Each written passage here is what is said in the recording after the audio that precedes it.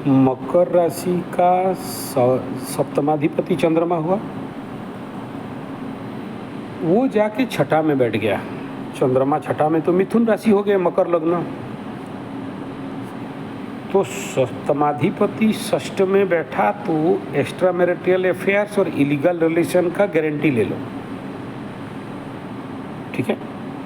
अच्छा, अब अभी आप शादी के लिए रो रहे हो, कुंडली कह रहा है कि इलीगल एक्स्ट्रा मैरिटल अफेयर समझो, लव रिलेशनशिप समझो, या कहीं ना कहीं से किसी ना किसी के साथ प्रेम संपर्क हो जाना बड़ा जोर दिखाई दे रहा है। कहीं ना कहीं से गेम बजाए हो बाबू। ठीक है। और गेम बजाया तो शादी में डिले होता है, क्योंकि हमारा मूलधार चक्र डिस्ट्रॉय होने लगता है, एनर्जी ऊर्जा खत्म होता है। तो ये पहला समस्या है। और अगर इस गेम बजाने के चक्कर में अगर कोई शादीशुदा या कोई डिवोर्सी या कोई विधवा या फिर कोई ऐसे लड़की जो दूसरे शादी है लेकिन कनेक्टिव नहीं है, तो भी ज़िंदगी में बड़ा जोर से समस्या आ जाता है, शादी में डिले होता है। दूसरा प्रश्न आपका ये था कि आप हीरा व्यापारी हो, डायमंड का पत्थर का कारोबार करते हो, रत्न का कारोबार करते हो, और उसके लिए आप बैंकॉक भी गए और बाकी देश में भी गए और बिजनेस किए, लेकिन वो भी ठप खा गया और नीचे आके गड़े पड़े हो। कोई भी बिजनेस, कोई भी धंधा तभी चौपट होता है जब व्यक्ति कहीं ना कहीं ये दो काम करे, या तो मदो या तो बेधो। मदो मतलब दारू इत्यादि नशा, ठीक है, और दूसरा बेधो मतलब लड़कीबाजी। अगर डायरेक्ट इनडायरेक्ट कहीं से डायरेक्ट कर रहे हो या किए हो तो बड़े से बड़ा धंधा चौपट हो जाता है। इस दारू और लड़की, ठीक है, अगर कहीं से डायरेक्ट इनडायरेक्ट हुआ हो, मानो मत मानो, या उसमें उस काम में इन्वॉल्वमेंट भी हो गए ना, लेकिन इन्वॉल्वमेंट है तो समझना कि बड़े से बड़ा बिजनेस ठप हो जाएगा। ठीक है। ये खेल आज पीते हो, हाँ, बाकी रह गया गेम बजाने वाला का। मेरा बात सुनो, डायमंड का मतलब शुक्र का, और रत्न व्यापार जितना भी है, ठीक है, ये रत्न व्यापार जो भी आप करते हो वो भी कहीं ना कहीं से शुक्र संबंध रखता है। बिना शुक्र का परमानेंट होके कोई रत्न व्यापार में, हीरा डायमंड व्यापार में, या जो भी ज्वेलरीज का काम में हाथ नहीं मार सकता। और जितने भी ज्वेलर्स में ज़िंदगी में, मेरे पास बड़े बड़े ज्वेलर्स हैं, मतलब 20 करोड़ का सोना बेचने वाला ज्वेलर्स मेरे पास हैं, मैं कुंडली देखता हूँ।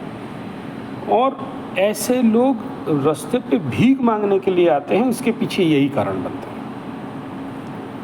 अगर बाय मिस्टेक भी ये लोग शुक्र को बर्बाद किया, धंधा को छोड़ के कोई और धंधा में घुसा, थोड़ा सा भी इलीगल किया, शुक्र कुपित हो जाता है। ठीक है। और गाहे बगाहे कहीं ना कहीं ये लोग आके नीचे गिर जाते हैं। ठीक है। ओके। तो ऐसे कंडीशन में देखो, तुम्हारा चंद्रमा से शनि नवम में बैठा, लग्न से शनि नवम में बैठा अलग, चंद्रमा से शनि नवम में बैठा, तो क्या करेगा, तुम्हारे पुण्य को खाएगा। तो तुम्हारा जैसे जैसे क्षीणे पुण्य मर्त लोके विसंति, पुण्य क्षय हुआ, तो जो हीरा व्यापारी थे, डायमंड बिजनेसमैन थे, रत्न लाखों करोड़ों का बिजनेस, वो जीरो पे लाके पटक देता है। ठीक है। अब दूसरा प्रश्न तुम्हारा ये है कि मुझे कौन सा धंधा करना चाहिए, क्या मैं हीरा और रत्न व्यापार छोड़ दूं? देखो, ये व्यापार ऐसा है कि एक बार पटकन खाए दोबारा उठना बड़ा मुश्किल होता है, क्योंकि ना तुम्हारे पास मार्केट का वैल्यू रहेगा, ना मार्केट का बिलीव रहेगा, और ना ही तुम्हें कोई इतना रुपया का रत्न आपको लाके कोई देगा। ठीक है। रत्न का व्यापार करने वाला को भी रत्न दोष लगता है। ठीक है। और मैं देखा हूँ जो लोग रत्न व्यापार में इलीगल काम करता है, इलीगल दो प्रकार के, एक तो बताया मदो और वैधो, दूसरा ये बताया कि 2 टक्का का सामान को 2 लाख टक्का में बेचना, क्योंकि इसका तो माँ बाप अरे कम दाम का सामान लेके ज़्यादा दाम में बेच देना। कि एक बार मार्केट से डायमंड व्यापार क्या है, बिलीव का व्यापार है, ठीक है ना। क्योंकि आजकल तो लेबोरेटरी में भी डायमंड बन रहा है। मेरी एडी से लेके सीडी तक सब तो घर में बैठा के डायमंड बना दे रहे हैं लोग, ठीक है। हाँ, लैब वाला डायमंड। अभी रत्न व्यापार में कोई भी सत्यता और रहा नहीं। इंटरनेट से लेके आप बोलो नीलम बोल के थमा दोगे और नीलम नहीं रहेगा, कोई लेबोरेटरी का नीलम रहेगा। हमारे उड़ीसा में तो 10 रुपये में भी नीलम मिलता है और 10 लाख रुपया का भी नीलम मिलता है, ठीक है। और दोनों को देखोगे तो 10 रुपये वाला ज़्यादा ओरिजिनल और परमानेंट लगता है। आप बिलीव नहीं करोगे, रोड के किनारे एक डब्बा लेके, कांच का डब्बा लेके 10 पीस 50 रुपया में नीलम बेचते हैं, ठीक है। वो पोखरा से लेके वाइट सफ़ेयर से लेके नीली बिली सब बेच देते हैं। और वहीं से आप देखो, मेरे को तो आदमी विश्वास करता है, पकड़ लो, मेरा मार्केट बहुत है नेशनल इंटरनेशनल में। अभी मैं बोलूँगा आचार्य संजय बोल रहा हूँ, 50 रुपये का माल 50 लाख में बेच दिया, कौन मना करेगा? बिलीव में तो ले लेगा आदमी, ठीक है ना। लेकिन वो जो पैसा में 50 रुपये का चीज़ 50 लाख 50 हज़ार में बेचा, वो जो मुफ्त का धन में खाया, मेरे को कितना दिन जाएगा बताऊँ? मेरा को मेहनत का तो नहीं है, ठीक है।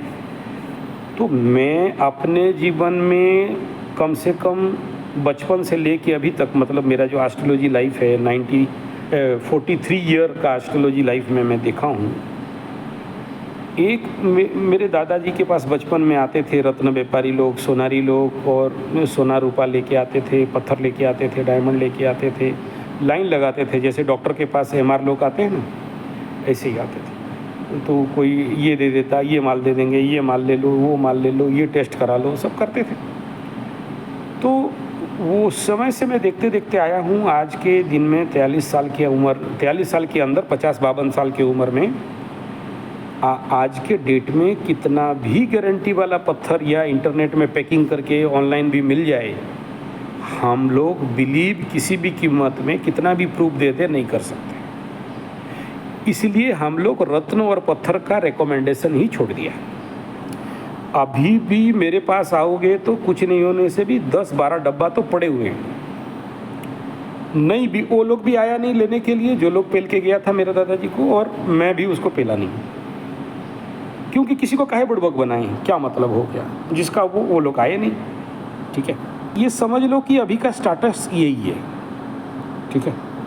अब आपका प्रश्न का उत्तर सुनो कि मुझे कौन सा धंधा करने से पुसाएगा।